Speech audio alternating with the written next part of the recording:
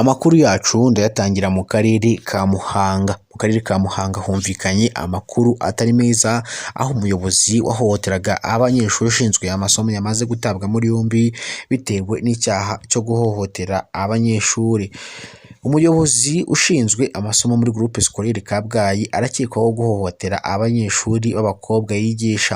Mu gitondo cyo kuri uyu wa kabiri tariki 29 Mata 2025 ahagana saa 4 nibwo Mutsindo Jiteni, umuyobozi w'amasomo mu rwunge rw'amashuri yisumbuye ya Kabgayi, yatawe muri yombi.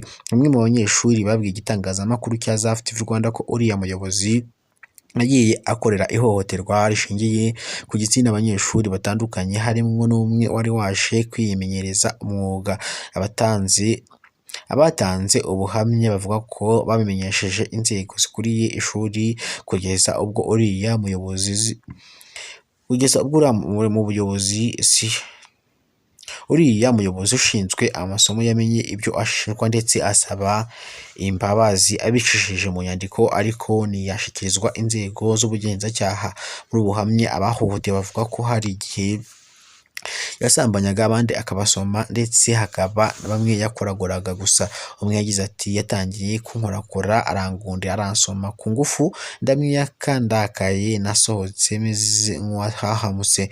Uyu munyeshuri wemeza ibi avuga ko mu nyandiko uyu muyobozi yanditse amusaba imbabazi ku ihohoterwa yamukoreye ayifite, kandi ko abimenyesheje inzego z'ubuyobozi bw'ishuri ndetse n'iza diyoseze Kabgayi, ariko zikaba zitarabibwiye RIB icyo gihe. Zaf TV Rwanda kandi ifite amakuru y'uyu munyeshuri, umuhungu wigana n'abakobwa uriya muyobozi ngo yahoraga amusohora kugira ngo adakurikirana abanyeshuri be bahohoterwa. Ingenzi bahohoterwa, bamwe mu bakorana n'uyu muyobozi ushinzwe amasomo bavuga ko batahakana cyangwa ngo bemeze ibivugwa kuri we, kuko hari hashize igihe bihwihwiswa ngo ahohotera abanyeshuri.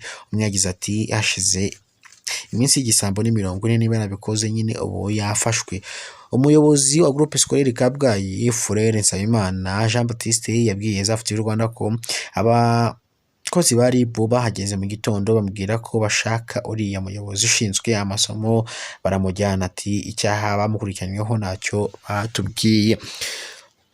Nsabimana abajijwe ibijyanye n'imyitwarire y'uyu murezi yasubije ko nta kibazo asanganywe, gusa yabwiye umunyamakuru ko ibirenze kuri ibyo avuze yamusanga ku ishuri bakabivuganaho.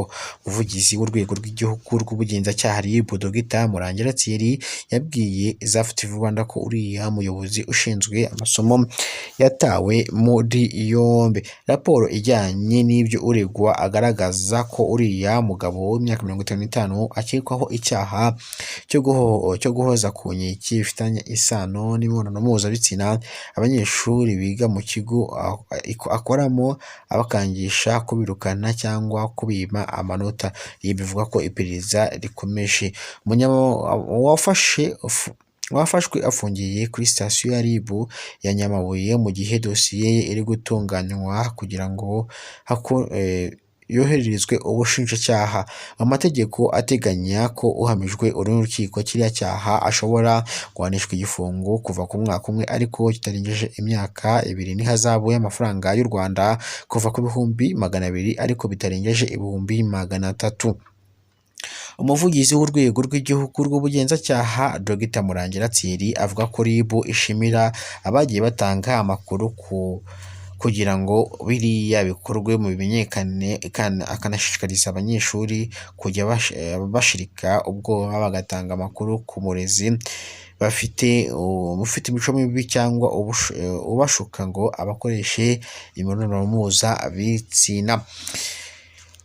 Ngayo nguko uyu muyobozi rero ngo yitwaye nabi, ahohotera abanyeshuri yigishaga ndetse harimo n'uwari waraje kwimenyereza umwuga.